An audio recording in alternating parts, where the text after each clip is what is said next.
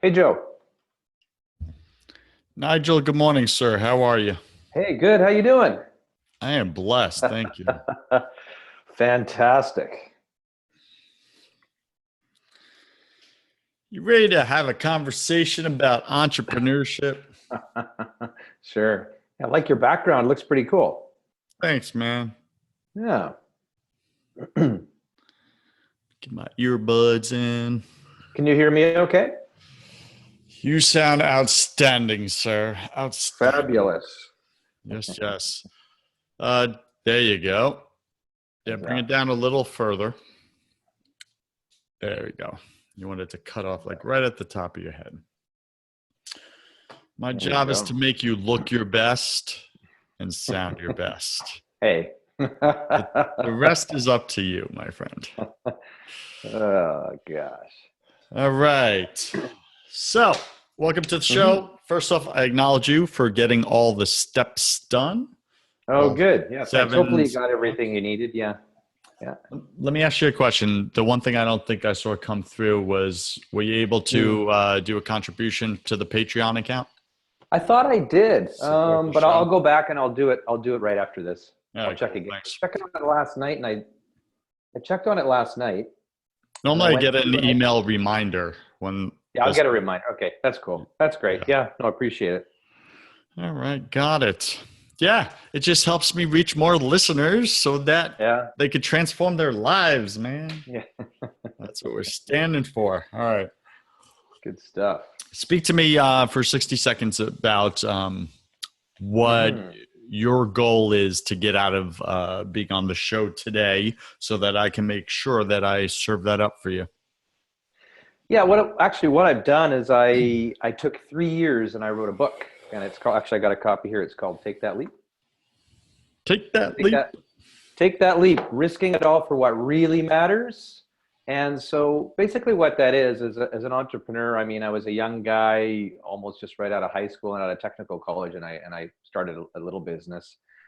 And I was in the fire for so many years, putting out fires, and just like all of us. And it took me 20 years, I think, to realize that, hey, man, you got to step back and Mm, look what's really important in life, and focus on things that really matter. And that's your for me, it's for me anyway, it's family. And now I'm 56, and for me it's giving back, and it's giving back to the community, to the world, the old cliche, make the world a better place. But I think that entrepreneurs, we have a responsibility to do that type of stuff. So that's kind of my little message there, that we get so caught up in survival mode and 10 years goes by like that, and suddenly you've got gray hair like me and you haven't done what you've wanted to do brother, I got some and coming in as well contributed. here.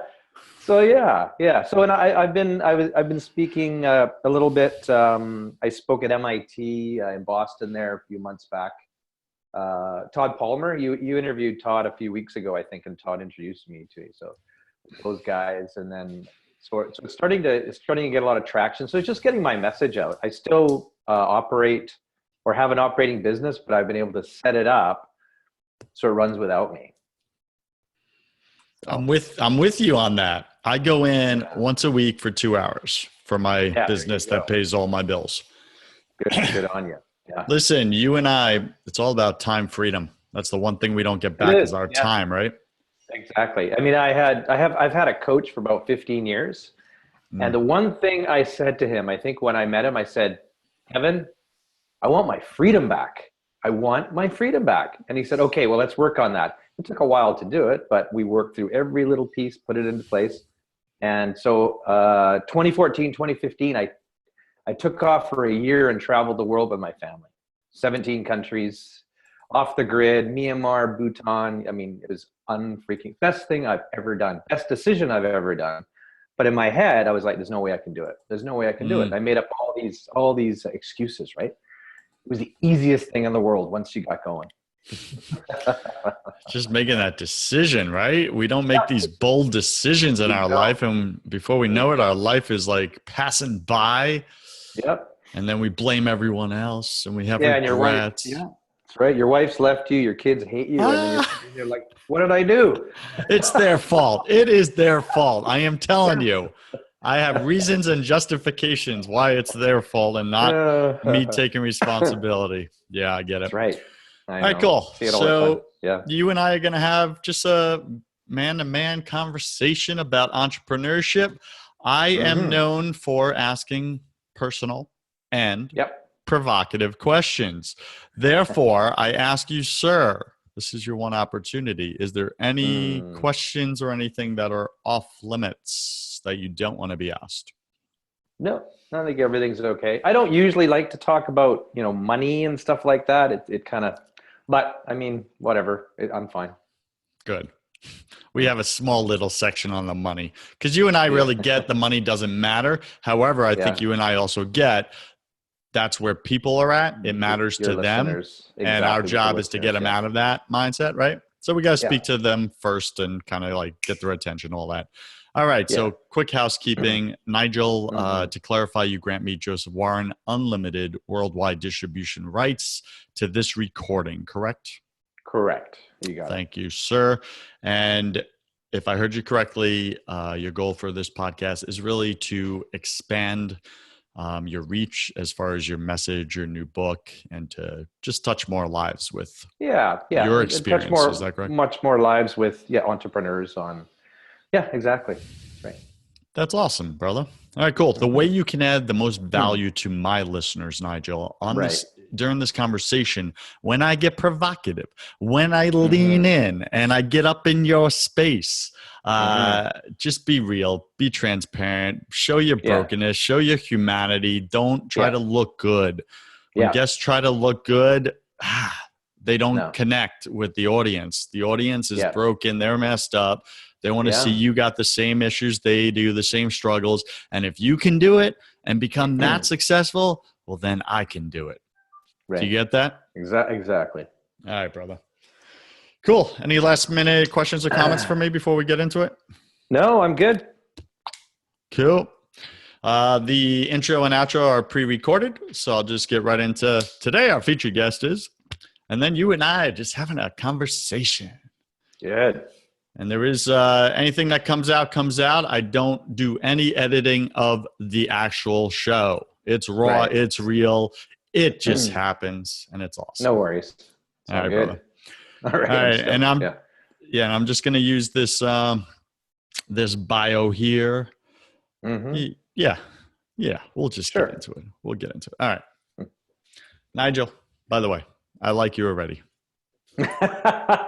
Like you too, Joe.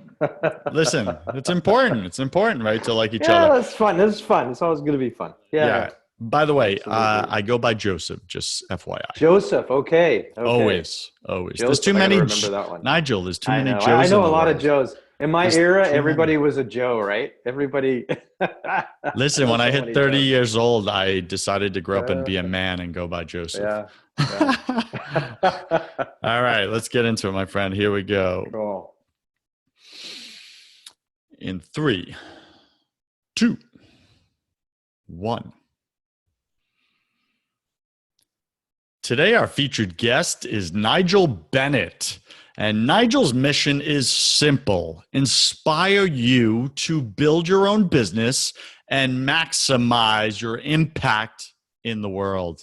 That's what it's all about, Startup Nation, is how quickly can you build your business as a vehicle to expand your reach, to expand your impact for humanity, to help others. It's not about the selfishness that we see in the media. It's not about go get yours and whoever dies with the most toys wins.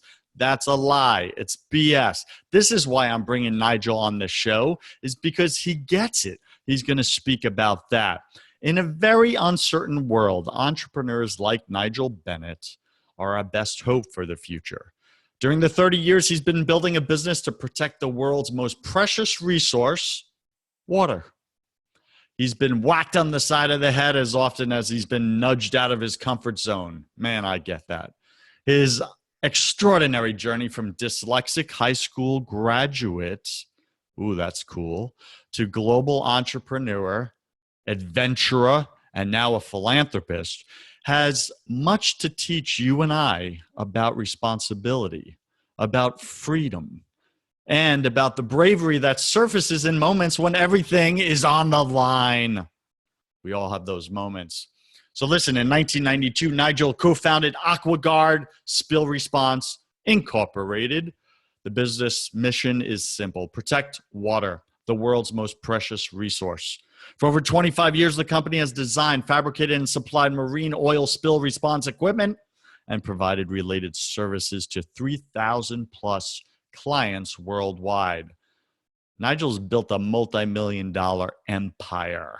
Okay, this guy has done it. He's a entrepreneurial badass, but he's got his priorities aligned. He knows his values. We're going to talk about that today. AquaGuard's patented oil skimming technology.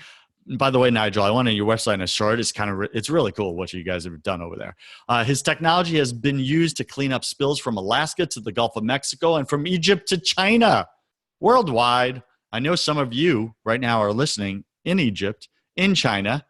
Nigel and AquaGuard have received multiple awards for their innovation, business excellence, and entrepreneurialism. Today, we're going to speak with Nigel. We're going to get real about entrepreneurship, the early days. We're going to hear his story.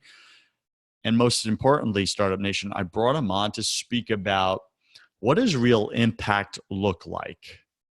And how is he doing it? How did he come to that conclusion that it's not just about the money, it's not just about him getting his and you getting yours, but it's about serving others, serving humanity, serving the planet. Nigel, welcome to the show, my friend.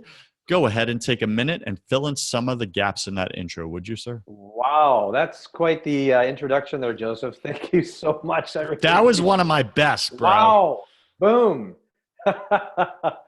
Yeah, thanks so much. I'm super stoked to be on your show here today, and it's been quite a journey, as you mentioned. And by listening back to my bio there, it's quite daunting, actually. Isn't it something to hear? Yeah, it's something to hear what you've been through. You're like, wait, it sounds like another person's life. Yeah, it really does. It really does. But here I am now. I'm 56, and I'm working on the priorities in my life, and that's basically to help others. That's how the way things have all aligned. So yeah, I love it. So Startup Nation, you can find out about Nigel at nigeljbennett.com. That's Nigel, Nigel, J as in Joseph, Bennett with a B, ENNETT.com.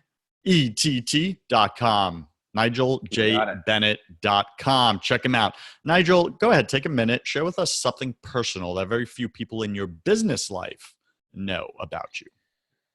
Wow. As a young guy in my early 20s, I was actually working in Egypt, and we were doing what was called the National Oil Spill Contingency Plan for the country. So I was flying over all over the coast, mapping the coast. And it was a 3-year project. And what a lot of people don't know is I got stuck in a really difficult situation. I was actually working for my father's company at the time as a young guy. And he was arrested and thrown in jail. And I actually had to escape from the country.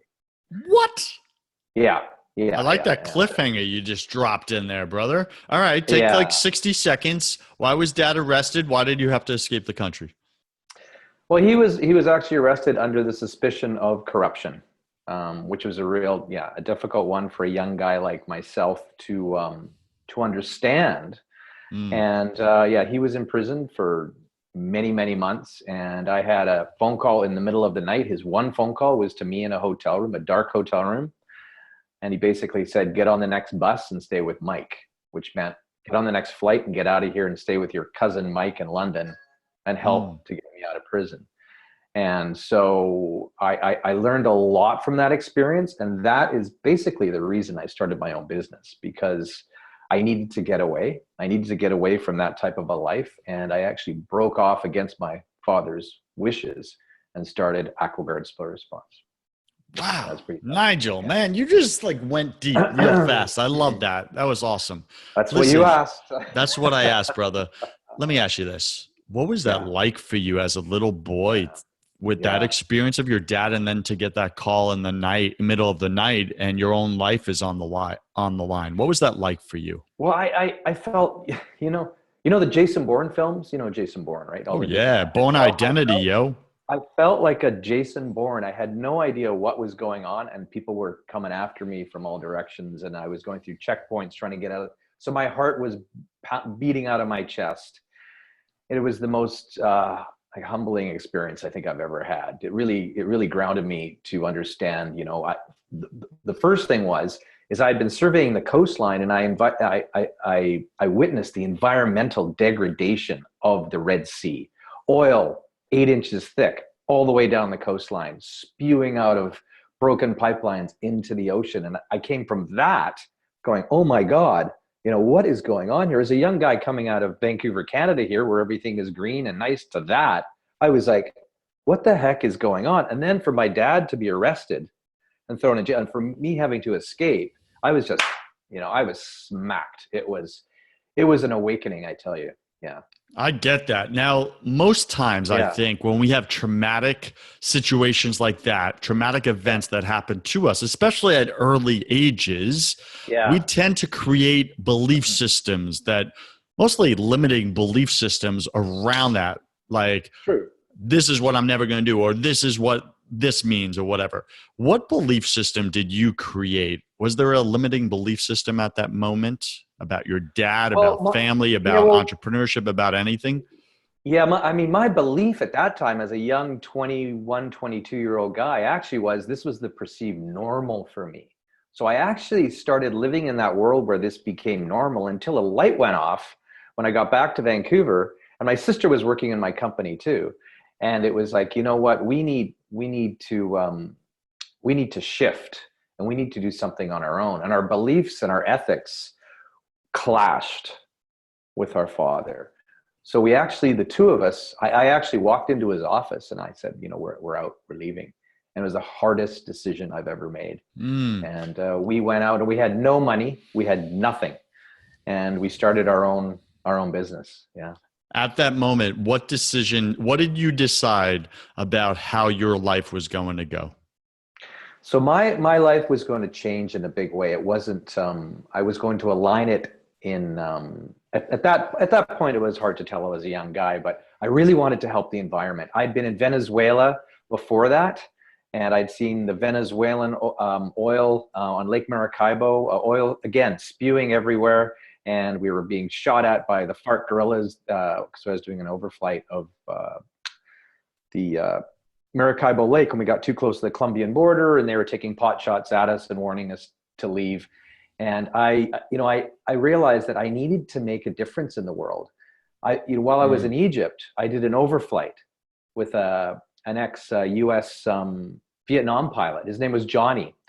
And he came wandering out in the desert at this helicopter base, and he said to me, I know what you boys are doing.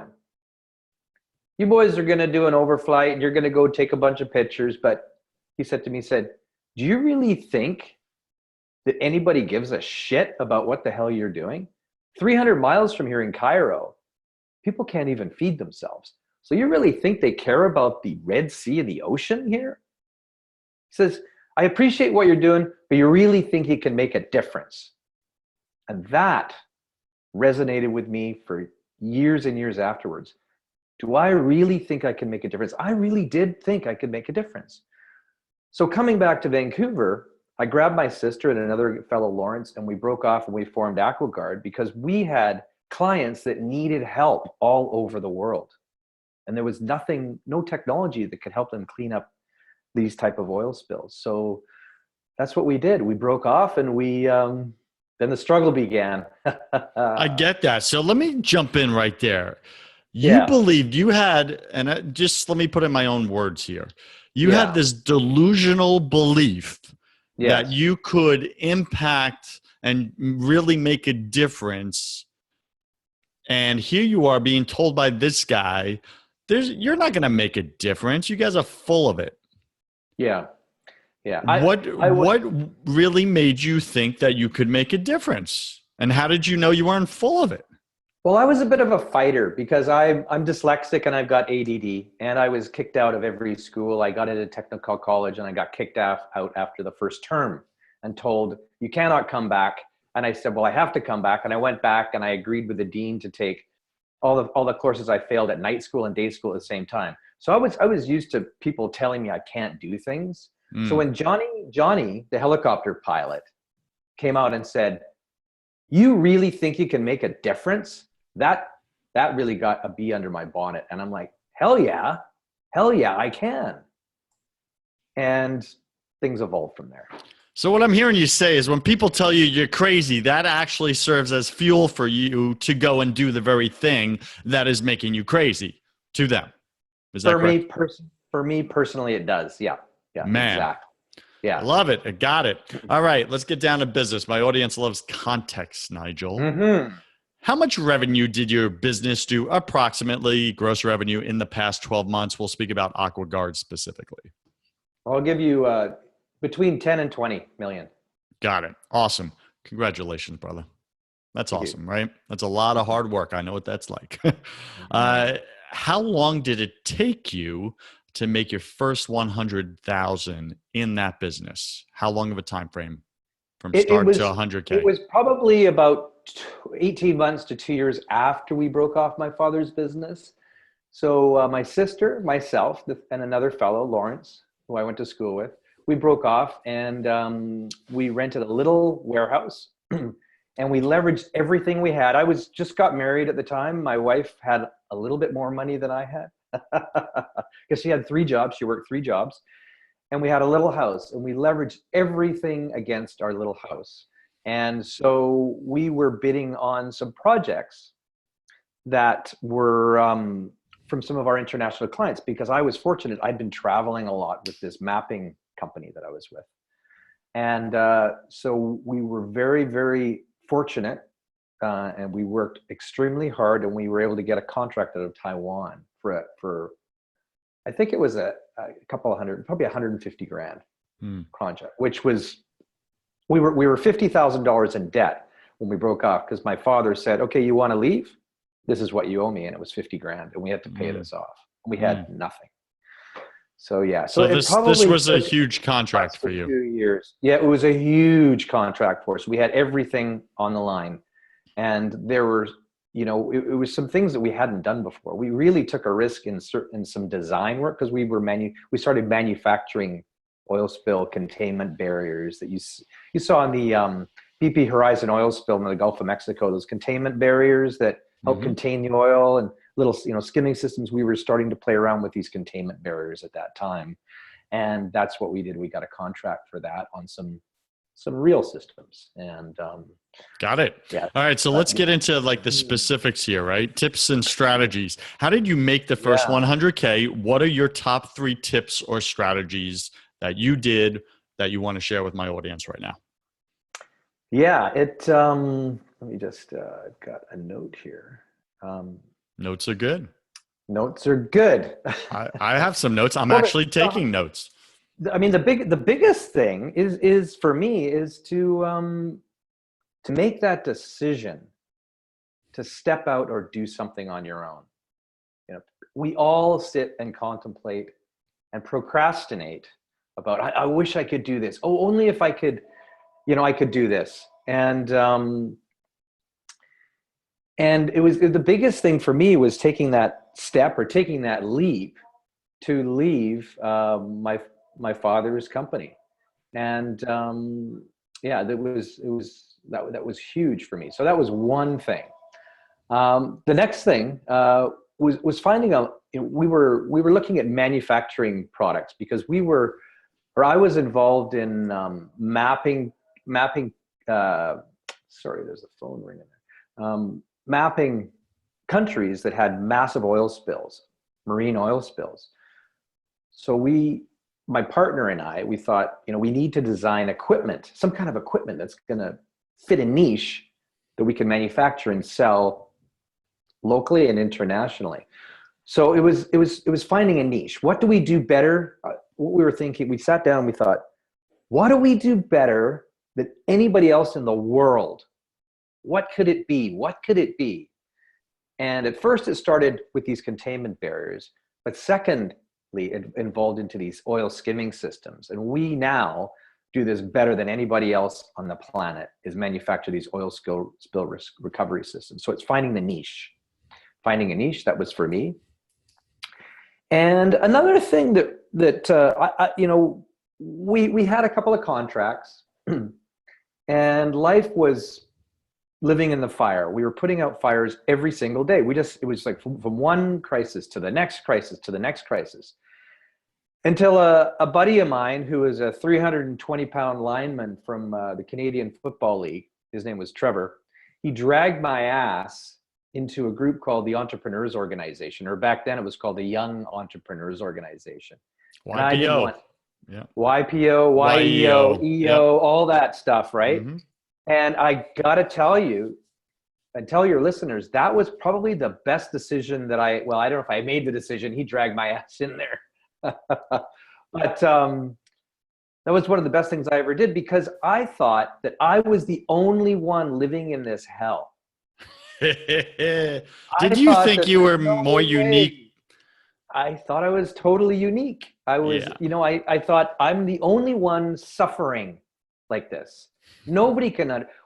Trevor, why would I go and hang out with a bunch of millionaires that have already made it, et cetera, et cetera, et cetera, and talk about their Ferraris and all this stuff?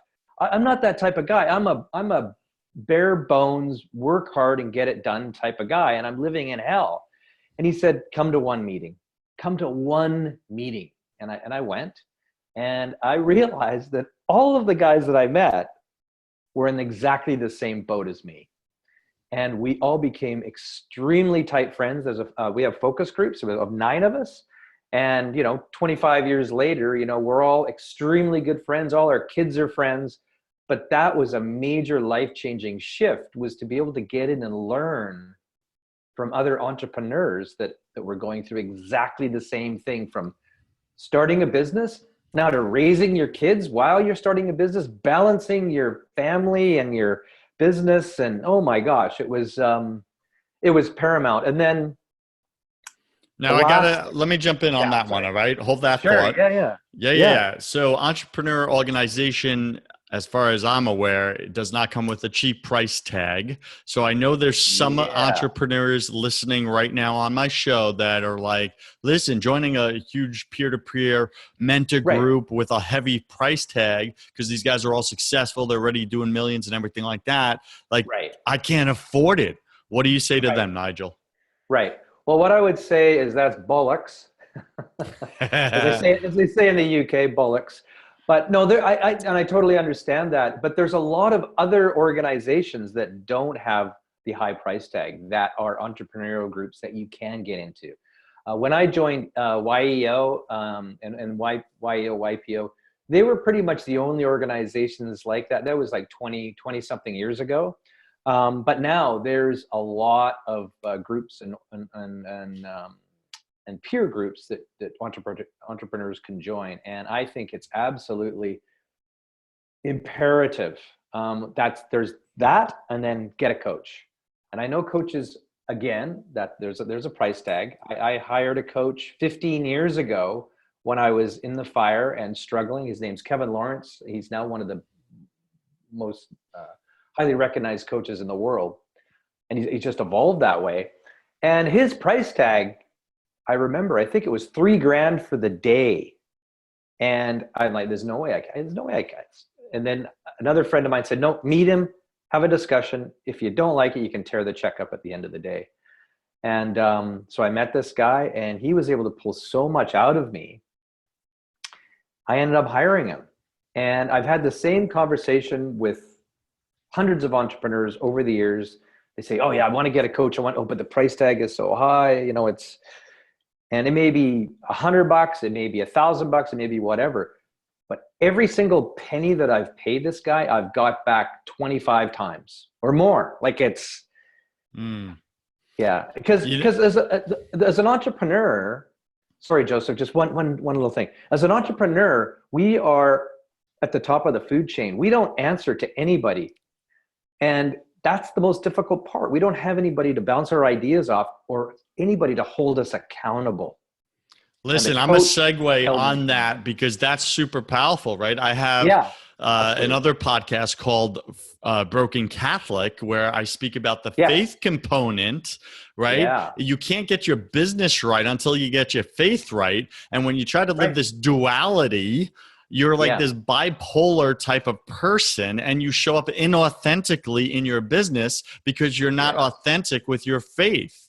Right. And that's powerful stuff, what you're nailing right there.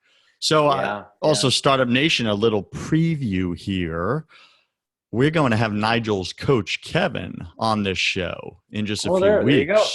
He's already booked in my calendar. So the guy, the epic, Kevin Lawrence, coach of mega millionaire CEOs like Nigel, is going to be on First 100K. So make sure you join in for that. You see how I segued there? That was so cool. Fabulous. All right, cool. Yeah. All right.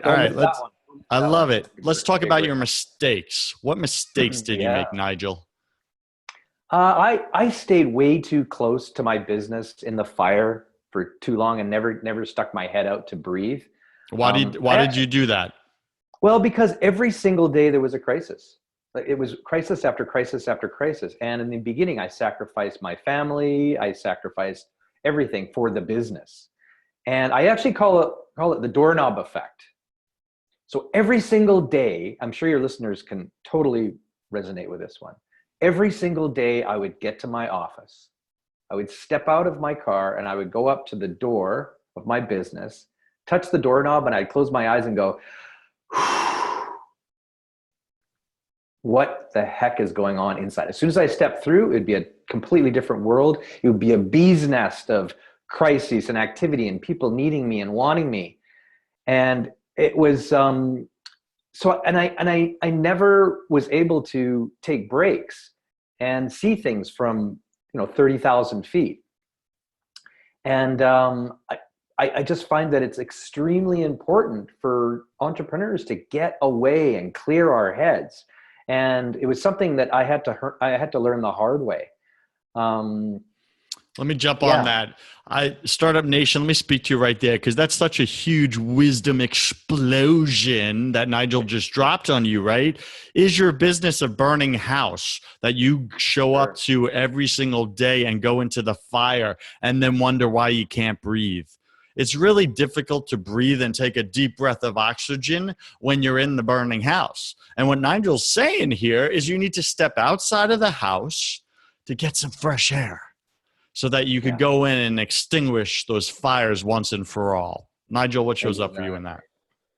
Well, what shows up for me in there is my sister and I, when we first started out, we were living in a burning house constantly, but she was heavily into mountaineering and backcountry skiing. And then, when we were working for my father's company, we would take off on these amazing adventures, rock climbing and mountaineering and climbing mountains. But then when we formed our own business, we just couldn't do it. We just, this is insane. But then we sat down and realized that, hang on a second, we need to do this. So we would toggle back and forth. She would go for, a week or 8 days or 9 days and go on a climbing trip. And then I would take off and go with my wife. We'd take off on a climbing trip or something like that. So we would have those breaks and we would come back completely refreshed with brand new ideas. And as opposed to living on that gerbil wheel every day, just putting out fires. And so my sister and I, we got into this rhythm. And then I just kept that rhythm going for the next 25 years. And so, I take off and I leave all the time. I take off for months at a time now. And I come back with new ideas. Although my staff and people think I'm completely insane every time I come back because I have these grandiose new ideas. And, but I get that. This reminds me of a quick little story in my life. When I was building my startup, my co-working spaces here in Tampa, the first couple of years, I would take every Sunday, and that was my day of rest, right? Because, that's just what I do, day of rest. And I would go to the bookstore like every Sunday afternoon, and I would immerse myself in books, which took me away to foreign lands, kind of like what you're talking about. And I would read a lot of business books and entrepreneurship books and leadership books.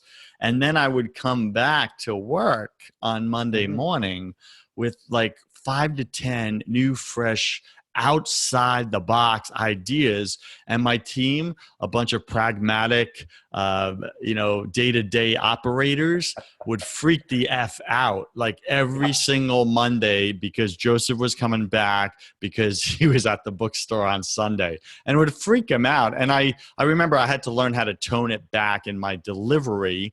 And all it was learning to say, hey, we're not changing everything. We're not changing a lot of things. Everything's still in place. Everything's fine. However, I'd like to introduce this new possibility, right? And if I didn't present it in that packaging, pragmatic people would freak out. They thought like the world was coming to like an end or something like that. Yeah. What shows up similar for you? Yeah, I every year. So I belong to the Entrepreneurs Organization for years and years and years. And then there's a program that they put together in Boston at MIT, which is, it was called Birthing of Giants, and it's, and also Gathering of Titans. And I've been going for 15 years, and I would go, and it's 5 days. It's a lockdown. So you're on this old campus, in an old Victorian style house, and nobody comes or goes. There's 75 entrepreneurs locked away for 5 days, sharing ideas, listening to speakers. And I come back every year, and I come back, okay, how am I going to present something that a speaker, say this guy, Simon Sinek, this amazing speaker on what is your why. I came back to my office, and this gentleman, it's a great talk, should listen to it. It's called Simon Sinek and your why. Learn your why. I've listened to it. It's fantastic. Why you do anything is why you do everything. So I came back to my office thinking, AquaGuard. What is our why? Well, I thought at the time that AquaGuard, our why was to clean up oil spills. That was my why. That's why I did it, to clean up oil spills, to clean up the mess. But then I really thought about it, and I go, hang on a second. Our why isn't that. Our name of our company is AquaGuard. Our why is to protect the world's most precious resource, which is water. So I came back to my office, and I sat all our guys down, and I go, hey guys, what do you think? Why do we do this? Why does AquaGuard do what we do? And one of the gentlemen said, well, we're the best in the world at cleaning up oil spills. And I'm saying, yeah, we are. I really believe that we are. But why do we do it? What's our why? And everybody's faces were blank. I said, our why, I believe, is to protect the world's most precious resource, which is water. Boom! Everything just expanded from there. The eyes, seeing the faces in the room go, oh my gosh, he's right. And so bringing these little, even if it's one little nugget like that back, can shift everything. Man, what shows up for me, like I am literally like Startup Nation. I'm sure you're doing it right now, but I am also doing it. I'm literally going into my co-working space in my head, and I'm shifting my why and saying, wait a second, I had a why, which was, I'm blanking on it. Anyway, it doesn't matter because it's now going to be a part of the past. And I'm coming up with like, why are we really doing this shared workspace, making people make their first 100K or next 100K? And it really comes down to this. And obviously I have to play with the words here. But this is just a raw idea. It's all I'm doing is I am creating more time for you with your family, which is your most precious reason why. Like that's the reason why most of us get up and go to work every single day, is because we love our families. And I'm able to give you more time with your family. That at the end of the day, that's what it is. It needs work, but but it can be very counterintuitive as an entrepreneur. I'm working this hard. I'm working 800 hours, whatever it is, because of my family. But then you never get to see your family. But then I'm sacrificing my family. Yeah, I'm sacrificing my family. And as an entrepreneur, like I mentioned before, we're always putting out fires. But the thing that I've really learned in the past so many years, past 10 or 15 years, is that never sacrifice family for business crisis, no matter what the business crisis is, because it'll always work out. And if you, even if you've got, if it's you or you got one other person in your business, in your small business, that person can step up and fill in the gap while you're doing something with your family. If it's a soccer Mm, game, or even if it's a vacation. mm. And the thing is, with that other person, they will rise to the occasion. Just like I like to be poked and pushed, and it gets under my bonnet, and I'll like, okay, you can't. Well, it's the same type of thing for somebody else, that I'm be giving all this responsibility now. I can learn from this, and people, we all just evolve together if we do that. So I just say, never sacrifice your family for business crisis, because there's always a crisis. We're That's right. always in crisis. And next thing you know, 10 years has gone by and you don't know your family. Boom. Not worth it. Not Yeah. worth it. Then you die with regret Not and worth you it. are a statistic, my friend. All right. That's it. Nigel, what was the number one fear that really messed with your head back then? Your first year in business? My first year in business that messed with my head is, Number one fear. where I'd be in the shower. I'd be in the shower every morning, and I would just think, are we going to make it? Are we going to be able to pay, our Mm. suppliers? Are we going to be, who are we going to have to, like, if we had one employee, it would be, am I going to have to lay him off or her off? It was So every day. That's what messed with my head every morning, was being in the shower. I got the doorknob effect when I get to the office, and then the but I'm in shower the effect shower before it. was first. The shower effect is today going to be the The day when we shower. crash and burn. Like, Exactly. Every day. yeah.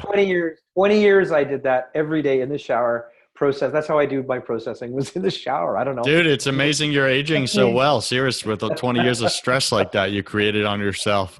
All right, Oh, let's get to this. Let's go broad for a second. Why do you think that yeah. 90% of entrepreneurs are struggling to make their first $100,000? I think that we never see the forest through the trees. We never get out of the day-to-day, struggle. I really believe that. I think that it's it's it's much bigger than that. It's hard to put a finger on, but yeah, I think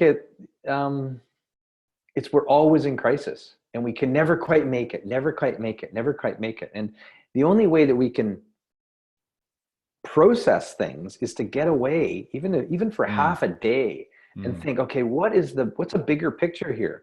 Or am I going down the right rabbit hole? Is this service I'm selling the right service? Is it the right product? Does the client really need it? Or do they need this? Or they've been telling me that you mm. need to have a clear head. They may be yelling at you that, hey, I don't want this, I want that, but you're so proud of what you've designed, you're going to cram it down their throat. Mm. Whereas if you open our ears a little bit and listen a little bit more to their actual needs, there may be a completely different shift, and that may put you over the top. Maybe as simple as that. Startup Nation, what Nigel is reminding me of is this new project I just started called 40-Day Holy Hour Challenge. And this is where you Right. spend 60 minutes of quiet time every single morning with your creator and clear your head and ask him, what's your will for my day? What's your will for my business? What do you want me to do today? How do you want me to go and speak with Sally and address that situation, that fire? And literally Mm-hmm. surrender every morning the cares, concerns, and noise of your business, of the world, and go in with this peace and calm where you're that firefighter that he's got it. Like, he just goes into the fire and it's wrong against him, but he's just like, oh, Mm-hmm. I know this is going to be fine. Everything's going to work out. And he just goes in with that. Imagine going into your business like that every day. Go check out on Facebook. Daily Holy Hour is the private Facebook group. You could join for free. And people are getting like amazing results right now, Nigel. They're on day 9, and it's like Yeah. insane, the stuff. Like Yeah. they're saying peace. They're having peace for the first time like in years, where they normally stress and have anxiety about their Yeah. family, their business, all of it. So thanks for bringing that up. But that was really helpful. Yeah, and What is I'll share one little thing that I do. I do every single morning. I wake up. I do not look at my phone. I wake up. I go downstairs. I go outside and I meditate for 20 minutes, 15 to 20 minutes, and then I stretch for another 15 minutes, and then I go for a swim for 20 minutes. But and I am completely fresh. And I do not check my phone until 9 o'clock. I don't look at it. I don't go to the bathroom and check your phone. No, you just leave it. And it is completely, just like you said, it brings a sense of calm over the day. So when I go down to my office, I don't have that doorknob effect. I'm like, okay, I'm very calm. It really zones me in it kind of zens me out, and it allows me to think clear.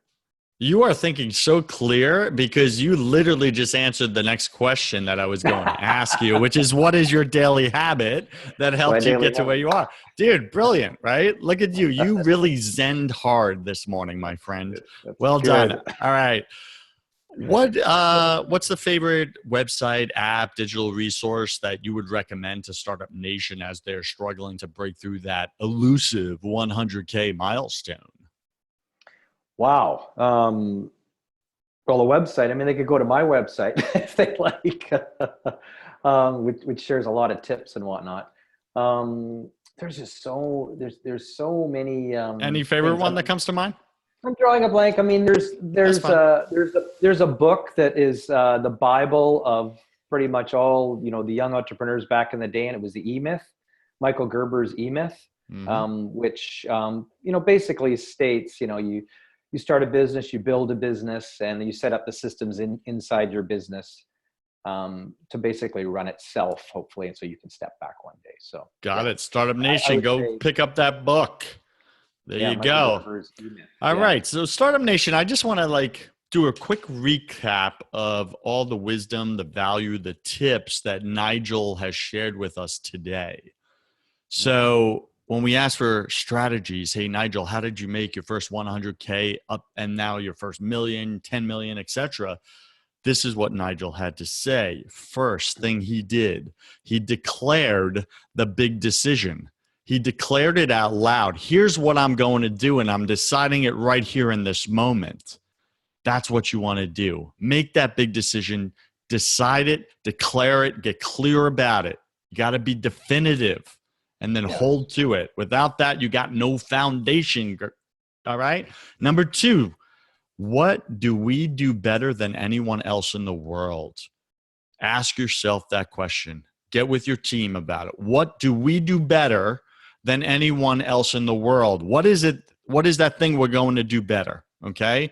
What is that niche for you? Ask yourself that question. It's powerful. Number three, join a peer group of successful mentors. For him, it was Entrepreneurs Organization. For you, depending on where your budget is right now, hey, it's fine. Go join something at your level. But join other successful entrepreneurs that are a few steps past you, a few exits past you on the entrepreneurial highway, I like to say, right? They're not better than you, but they've been through the war, right? And they're just a few exits past. You're going to learn so much. And the biggest thing you're going to learn, Nigel says, is that you're not alone in your struggles. That is huge game changer. And then the big number four, go get a coach. Go get a coach. It's worth every penny. And as a coach of mine used to say, never hire a coach who doesn't have a coach himself or herself. Exactly. Because they don't believe in their own profession. So go hire a coach. It will be the best investment into yourself. Nigel, any other words of wisdom that you wanted to share on that? Live a committed life. As we live in the fire as entrepreneurs, but there's always something much larger than us out there that we can commit ourselves to. It may be a God, it may be whatever, giving back. But for me, it's giving back myself. And the one thing, the most joy that I get in my life is giving as a family. Giving a check, signing a check is amazing. Giving of yourself is incredible, but giving as a family unit, I've never found anything more powerful. And giving back, it could be in a soup kitchen, it could be building houses, homes for homeless in Mexico or in Chicago or wherever. So what you mean by that is you and your family get up, get in the car, and go and serve people together. Yeah, we do. And my kids are now in their mid-20s, and that is their favorite thing to do. They would rather go and build homes for the homeless in Mexico than go and stay in a 5-star hotel in Hawaii. We've raised them as Wow. global citizens, and I think for me anyway, that's what's it brings me to tears, and it fills me with joy, and I don't know, it's the most powerful thing that I've ever experienced in my life. Startup Nation, does that give you goosebumps like it does for me? This reminds me of when I took my nieces and nephews to a adult living facility, and we showed up with little baskets of flowers and balloons. Yeah. And I just sent them in, and they were like 4 or 5, 6 years old and adorable. And they just walked over to these elderly people who were so alone, nobody talking with them, just like staring at walls and stuff. And they walked over and just with a big smile handed them a flower, handed them a balloon, and you saw these older people light up like Christmas trees, Nigel. Yeah. It was insane. And I remember my heart just melted because not only what it was doing for them, but for the kids, for my nieces and nephews. They came back and they're like, Uncle Joseph, when can we do this again? Like, kids are selfless when you teach them how. All right, so go visit nigeljbennett.com, nigeljbennett.com. This guy is a rock star, not just in entrepreneurship, but in humanity. He is a global citizen. He's raising a family of global citizens. I love it. Nigel, welcome to the Hustle Round. This is my favorite part of the show. I'm going to ask you 10 quick fire questions. You'll have about 3 seconds to answer each. Don't overthink it. First thing that comes to you. Are you ready, sir? Ready. Nigel, what's your favorite sound? Music. What's your least favorite sound? A pile driver. You caught me off guard there. You caught me off guard. What are you most afraid of? Sharks. Got it. What did you spend way too much time doing your first year in business? Overthinking things. What secret fear do you have about people? Secret fear about people. We all have it. Judgment. That they're going to judge you? Yes. Got it. What do you wish you had learned sooner in your business? To step out and look back at the business from 30,000 feet. Huge. What's a new habit you want to form? Start playing my guitar again. All right. Declare it, my friend. That's step one. What is a bad habit you want to break? Bad habit I'm gonna drink. Oh my gosh, I don't know. I don't know. Come on, bad habit you want to break. You tell me you got nothing going bad in your life right now, bro. Come on, man up. What's the bad habit? What's a bad habit your wife wants you to break? How's that? Stop checking my phone for my new app that I've created. I've created an app, so. There you go. Pick 3 words to describe who you are now. A committed human being. Love it. Pick 3 words to describe who you were your first year in business.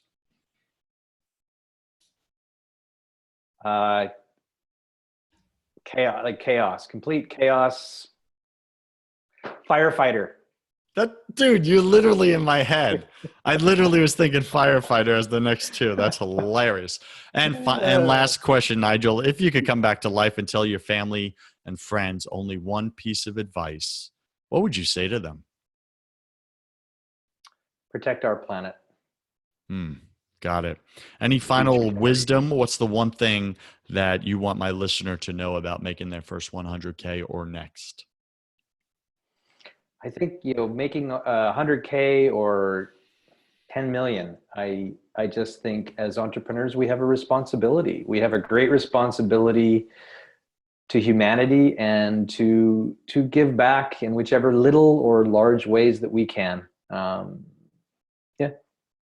Nigel, I just want to acknowledge you and say I'm grateful you're on the planet, my friend. Thanks, Joseph. What's the best way for Startup Nation to get in touch with you? Tell us about your book. Yeah, you can grab a copy of my book. It's called Take That Leap, Risking It All for What Really Matters. So you can go to my website at, as Joseph mentioned, www.nigeljbennett.com. or you can get it right off Amazon as well. And I would really appreciate it. And I would really appreciate reviews. And I would really love to hear what you think. So you can go onto that website. You can send me an email. Let me know what you think. Let me know what nuggets you've been able to pull out of the book. I would really, really appreciate that. So thanks. Startup Nation, Nigel Bennett just spent over 30 minutes of his time that he'll never get back serving you, adding value to you. Go check out his book and place a review, would you? Take that leap. You need it. You need it. Take the leap. Let's go. Listen to Nigel. He knows what he's talking about. Nigel, thanks for joining us today, and I wish you peace, love, and your next 100K, sir. Hey, likewise, Joseph. I really appreciate it. Thank you so much. You got it. God bless you. Likewise. Take care. Yeah. You've got a great way of conducting the interview, and you got that radio voice, man. It's very good. Yeah. My mama would be so proud. Yeah. I see it like it's like doing an orchestra, right? There's music. Right. We're creating music together. Exactly. Listen, you really showed up authentically right from the start, and you kept your word, and I just acknowledge you for that. I think you added a tremendous amount of value. We'll get this out to listeners in over 50 countries.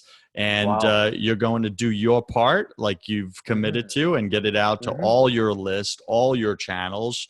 And thank you for the introduction to your coach.